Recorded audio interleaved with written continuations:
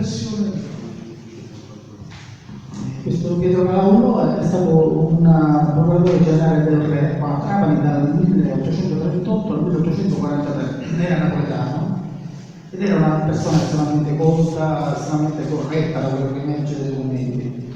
È interessante come figura, tanto dal nostro punto di vista, perché come tutti i procuratori generali del re ogni anno faceva una relazione. Queste relazioni alcune sono diventate famose e non tutte purtroppo si conservano, io ne ho modificate alcune, perché danno un quadro della situazione trapanese. Ma ancora più interessanti sono due lettere che questo procuratore generale del re, che poi divenne anche primo ministro peraltro del governo diciamo ormai inesistente di Borbone, dal 60 al 70, quindi è stato anche primo ministro questo signore, c'era un uomo veramente di un certo livello.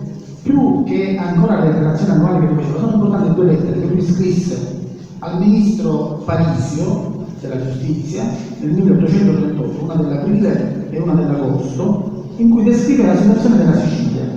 Sono molto interessanti perché danno un quadro della Sicilia veramente disastroso e contrastano con le letture che spesso purtroppo sentiamo, soprattutto negli ultimi anni, molto così superficiali, in cui si parla del reddito di Sicilia come un posto meraviglioso, in cui insomma del Bengodi, eccetera, quando, almeno per quanto riguarda la Sicilia, ma anche sicuramente per quanto riguarda la parte al di qua del Paro, diciamo, loro la chiamavano, fino alla Calabria, e anche lì non è che insomma. Però proprio quella che era la Sicilia, la scrittura emerge in maniera proprio disastrosa, cioè addirittura dice Pietro Calaulo, la Sicilia nel 1848 è ancora un vero anacronismo della storia.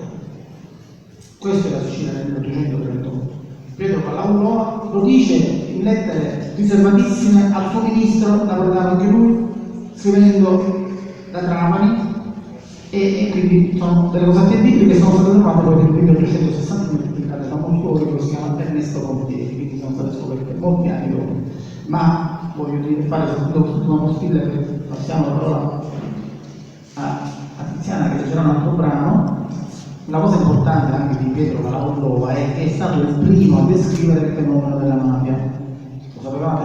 Penso molti di voi sì. Se ne è occupato anche Sciascia nei suoi libri. Cita questo magistrato Pietro Calaulo perché lui in una di queste lettere, quella dell'agosto 1838, dice: a Trapani ci sono delle cose strane, ci sono delle fratellanze, delle specie di unioni, delle sette, dei partiti 1838 che si riuniscono semplicemente senza avere alcuna ideologia comune.